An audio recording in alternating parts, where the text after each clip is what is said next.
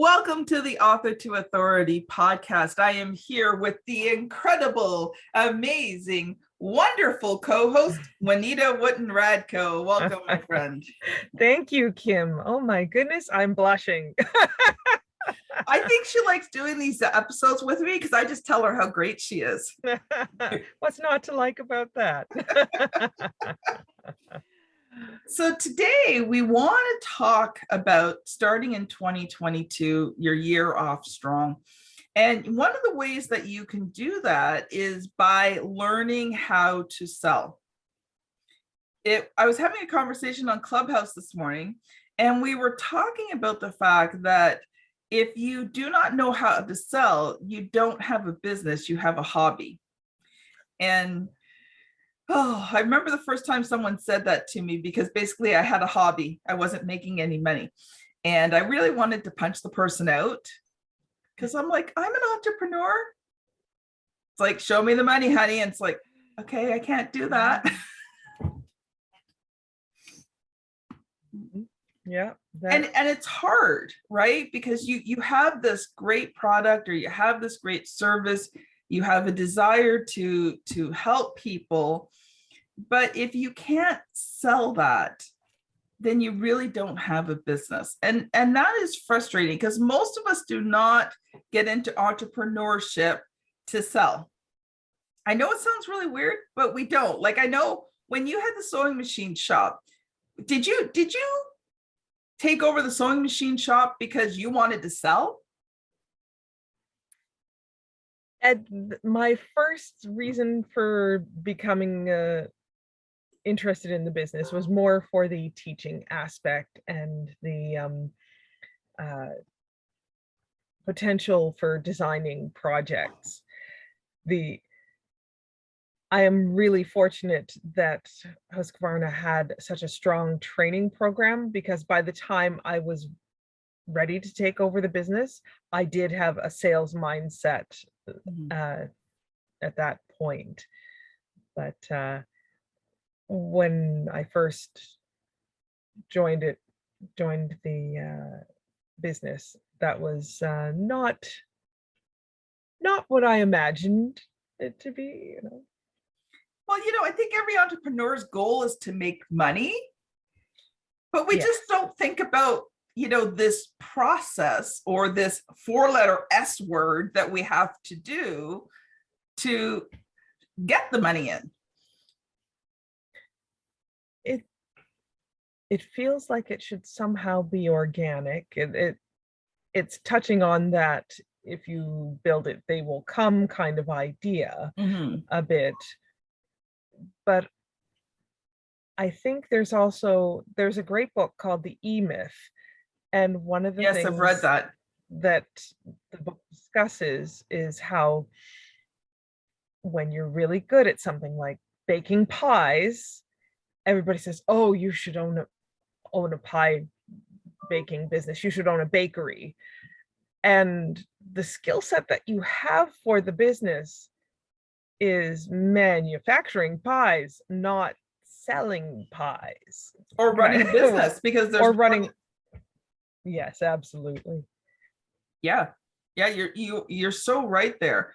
And I think that's one of the traps that we fall into as entrepreneurs is we've got these skills, talents, and abilities, but most times those are not necessarily business building skills, talents, and abilities that we have. Those are things that you have to learn as you go along. So that's one of the reasons why I wanted to do this podcast today, because I wanted to talk about, having those sales conversations that convert your leads into clients or customers. Now, this works particularly well in high-end products or more of a service based industries.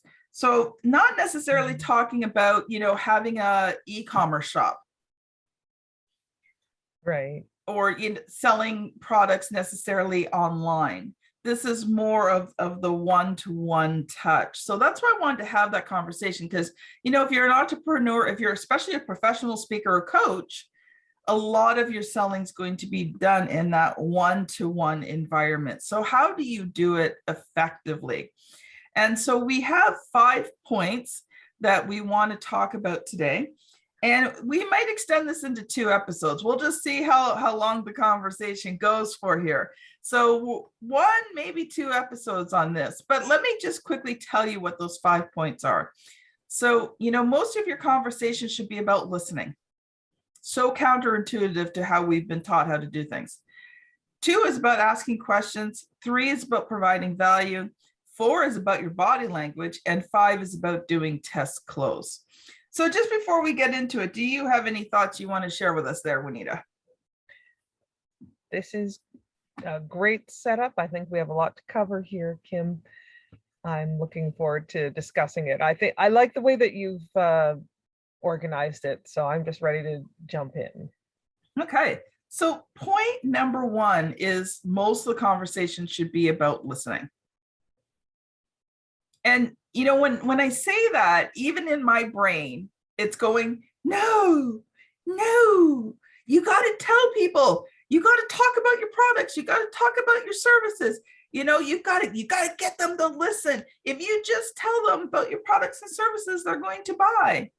And again, to me, that's more like what you were talking about, if you build it, they will come type attitude. And when I was learning how to sell, thankfully, I had one kind of advantage in this area is I'm very relational. Mm-hmm. So I love talking and listening to people in the first place. Now, I have to admit, there have been times in my life I like to talk more than I like to listen. Sorry, my friend, I've done that to you a few times. I will say that it's a growth. It's a place where you've had some growth. Yes. How about that? But when I first started RTI Publishing, I came to realize that the more I listened, the more I sold. And that was a tremendous revelation for me. Here's the reason why. We talk about on Author to Authority podcasts a lot about authority marketing. One of the easiest ways to position yourself as authority is to give away your right to speak first. When you are so comfortable and confident in yourself that you can let the other person talk as much as they want and it doesn't bother you, you don't have to say anything, that comes across to the person who is actually speaking. And they are kind of like, wow, I'm not sensing any pressure from this person. This person really cares about me. What are some of your thoughts there, Juanita? I really enjoy entering a conversation with someone and learning something that's unique about them. And that's one of the key points of this sort of listening, is that you need to listen to understand what's going on with this person, find out what they're passionate about, find out where their problems are. Boy, if you ever want to get somebody to open up, ask them what their problem is with X, the problem that you already have a solution for. Sometimes you can pave the way a little. Excuse me. Sometimes you can pave the way with the question. One of my pocket questions when I was talking to customers, potential sewing machine owners, would be, what kind of sewing do you like to do? And I might meet someone who's a quilter, and so they say, oh, I love sewing quilts. Or someone would say, well, I don't know, I'm just a beginner. Or occasionally I'd meet someone who would say, oh, all kinds, which, if I'm being honest, Kim, it's a lie. Nobody likes all kinds, really. They do have some that they like a little bit more. And maybe they haven't considered the question a bit. So if you have some questions that help you qualify your customer and understand how you can sort of categorize them. I think in my instance, if someone said they were a quilter, I would show them a different sewing machine than the person who said, I love to sew clothes, or the person who said, well, I just use it when it's an emergency situation and I need to mend my husband's pants. Those are three different types of sewers, and one is more enthusiastic than the other. Definitely the one sewing her husband's pants does not want the super duper fancy schmancy. She's like, show me the one that makes it the easiest and I can be done the fastest.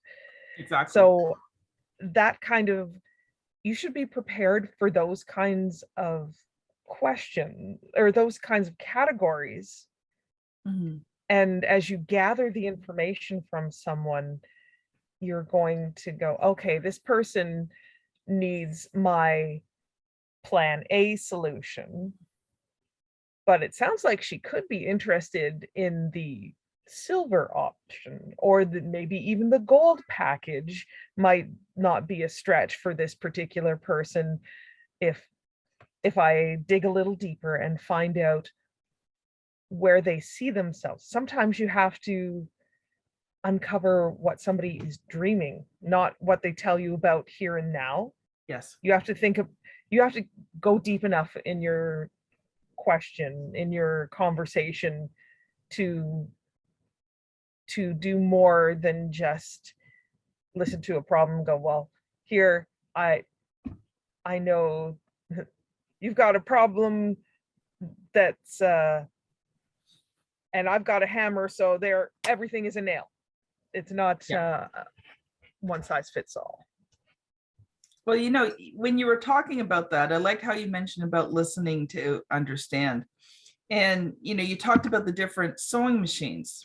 So when I came to you, not only did you, because I was mostly going to do clothing, you're like, okay, Kim, yeah, you definitely need a sewing machine, but maybe you also want to consider a serger, because a serger is going to make your sewing clothes experience a whole lot better. And you sold me the serger and I made something on it. And I'm like drooling down the side of my mouth. I'm like, I want this machine. Now it took a bit, and my family worked hard and saved up for me and put money down on it for me so that I could get this serger. So thank you. And even though I'm not sewing clothes right now, actually it was funny. I was down in my craft area in my basement, and my sewing machine and the serger are underneath the table right now. And I kind of looked at them and I went, I haven't sewn in a long time, and I haven't serged in a long time. And I was thinking, you know what, not right now, because I got a lot on my plate, but I was thinking, maybe cut out some time this summer just to, make some clothes and do some things and explore that again. So it was kind of like, ooh, yeah, I kind of forgot they were there, right? So maybe it'll be a summer project when I take some vacation. But one thing you talked about was listening to understand, and I think that's really important. Now we're going to get to more in this in the second point, asking questions. But one thing you forgot to talk about was the fact that I helped Juanita out in her store long before I did RTI Publishing. I helped her out for a while there. And she would also ask what, especially a quilter, what was the most frustrating thing about quilting? Yes. And oh boy, that question opened up amazing conversation. But Juanita would listen. She would listen for specific things, because she generally already knew, what problems quilters have. And that's the thing, when you're selling, you need to understand what problems are your client customer facing. Mm-hmm. When I talk to clients about publishing books, there's always, 2 or 3 main areas that pretty well everything they talk to me about comes down to. One, they don't know how to write a book. So that includes they don't know who to write to, what to write about, all those kinds of things. Second is the time. Mm-hmm. And then third, in terms of hiring someone to do it, is the money. So those are the big 3. So I know that just about every frustration or problem they have usually comes down to one of those three areas. So that helps me to be able to address it. Now, when people are talking, they may have specific things. We have one client who's dyslexic, right? So that is a serious issue that we have to deal with to be able to help this person successfully get their book. And, in some ways, this person has disqualified himself because of the dyslexia. And we're like, no, that's not a problem. That's why we're here.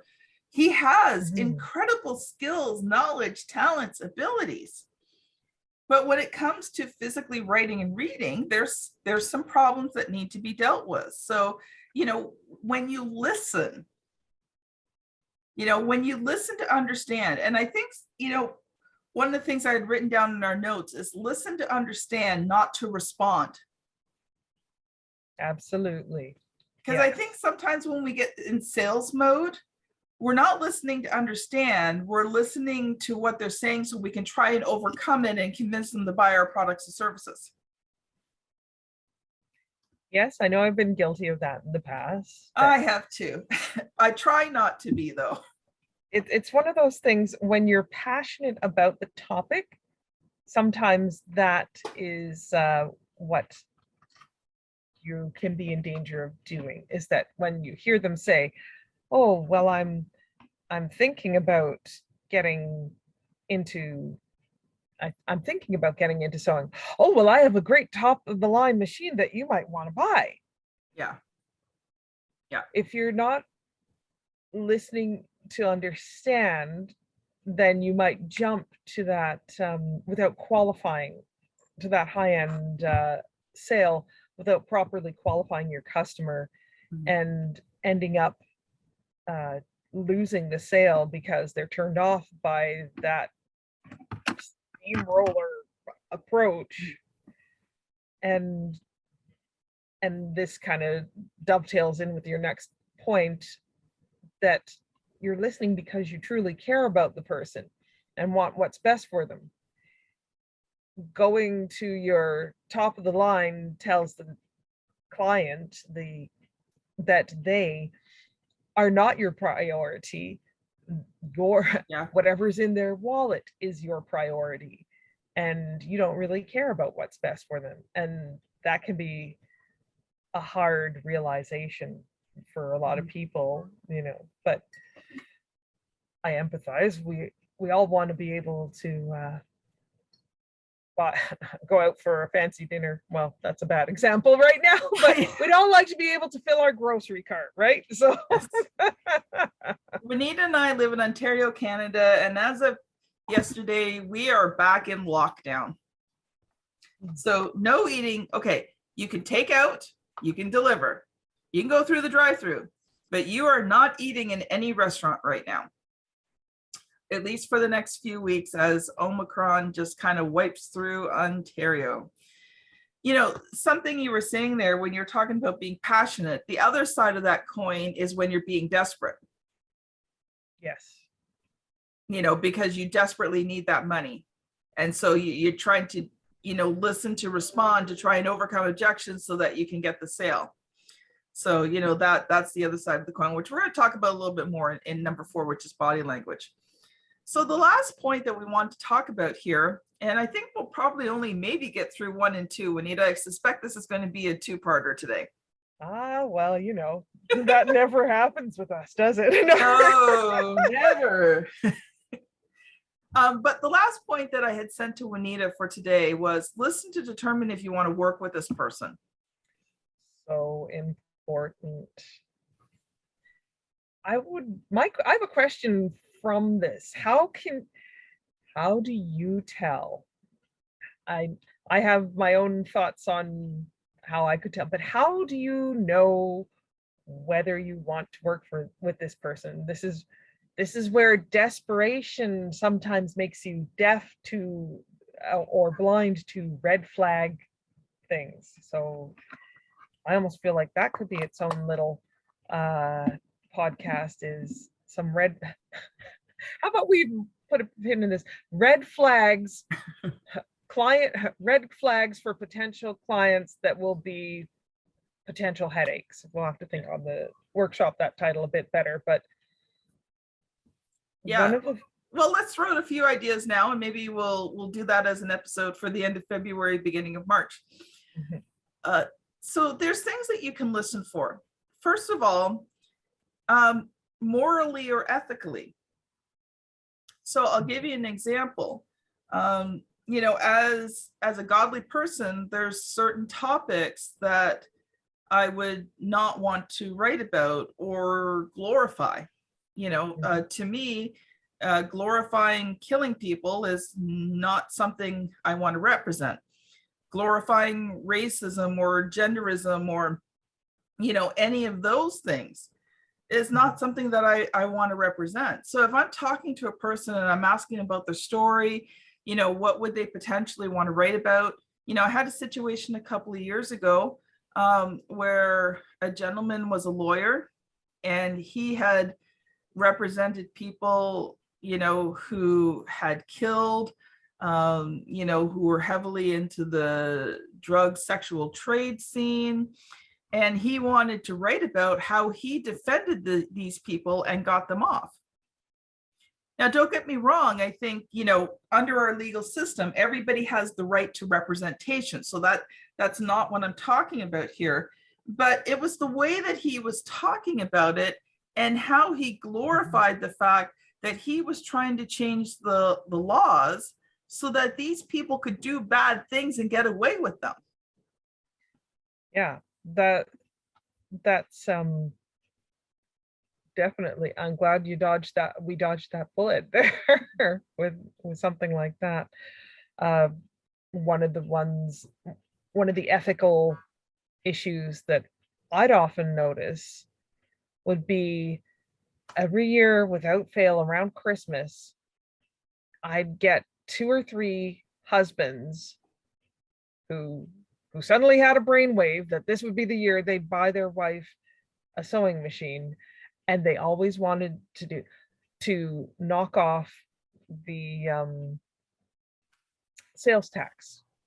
What can you do if I give you cash? What price can you pay me? I'm like, this is the price, because the government will come after me if I'm not charging the sales tax that I'm supposed to, and you'll be gone, and I will not ever it'll be a much bigger headache for me than it will for you. And sometimes I lost a potential sale from that, but I did not incur the headache of trying to do that, because the clients who want to do that to you Sort of under the table.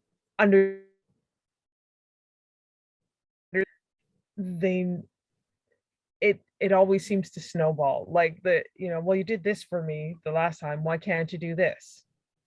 Yeah. It's never just one. Yeah.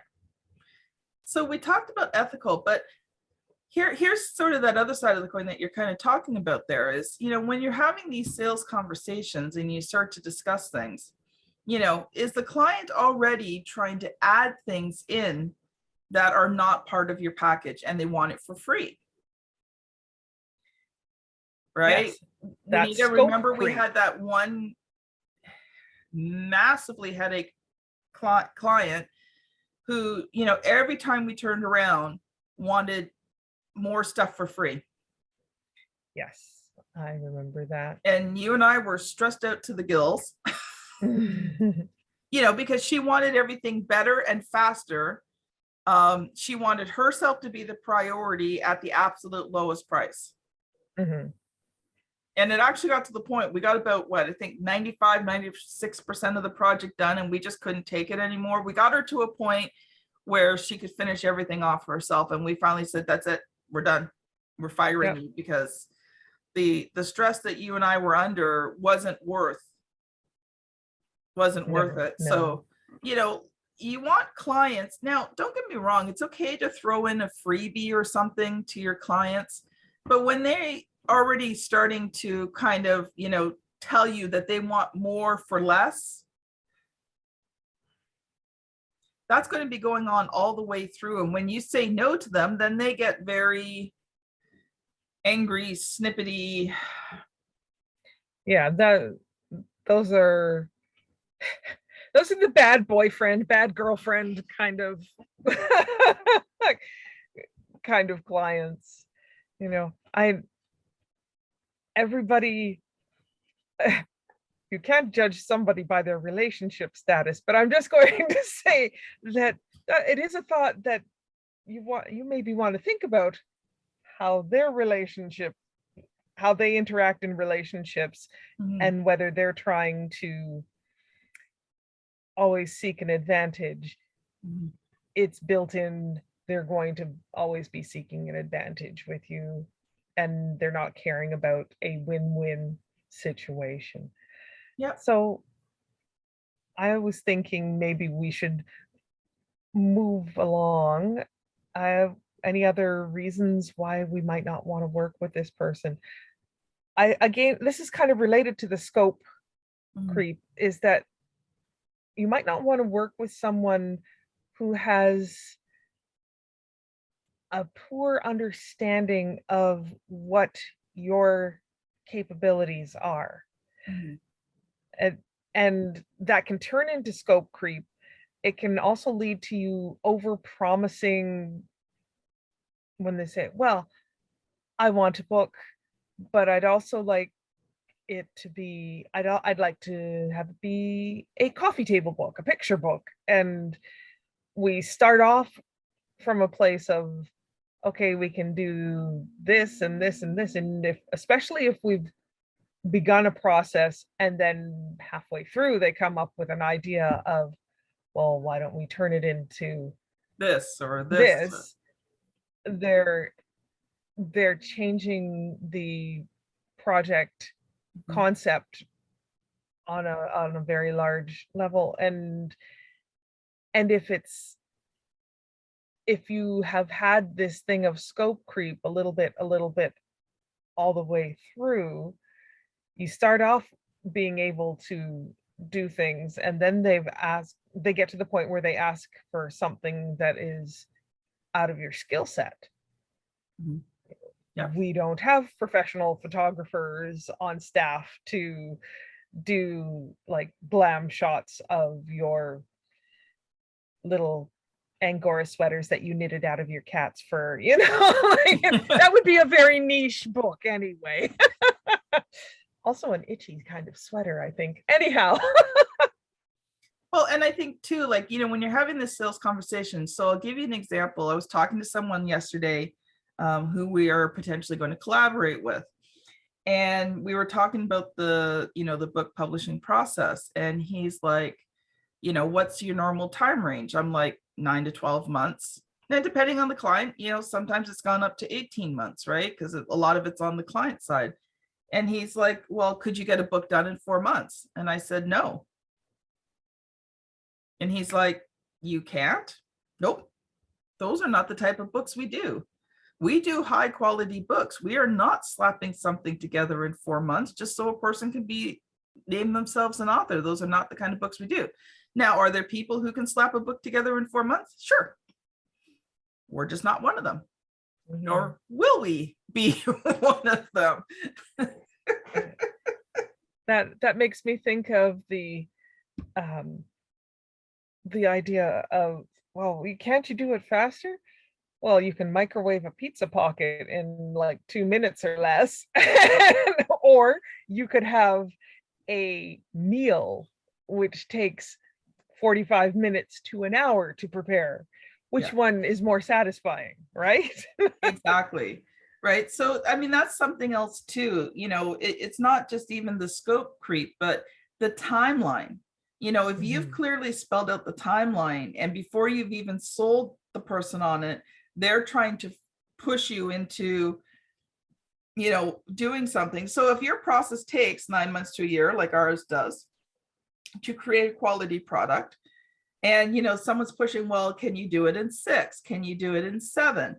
And it's like, no, and I'm not going to say yes just so we could get a client in, because that whole process is going to be rushed. It's going to be hurried. Mistakes are going to be made. The client's going to be frustrated. Then we're going to be frustrated. I'm going to be stressed out. And then you're going to be looking at me going, Kim, you're stressing me out. Right? So, Yeah. even from the beginning, if someone's constantly pushing, like if you're in the sales process and they're constantly pushing about timeline, pushing about quality, pushing about things, then that's a big red flag to me about whether I want to work with someone or not. Because if they're doing this before we even get into the process, it's only become more once they send me money. Absolutely. And as you were saying that, it made me think of, I believe it's the Pareto principle, the 80-20 rule. Mm-hmm. They're going to be the 20%er who makes you, who gives you 80% of your headache. And what I found with clients like that, especially with the timeline thing, would be that they'd be enough of a headache, enough of a pain that you think, okay, well, fine, I'm just gonna, I'll slide my loyal customer who doesn't hassle me, I'll move them down a rung because I can get rid of Mrs. Toothache faster if I just get her out of my hair. And so that's a danger thing of your better customers can suffer because of a client like this. I definitely think we might want to expand on this thought into another one, because that's one of those things that really, it's important. It costs you a great deal down the road if you end up damaging your relationship with one of your loyal customers.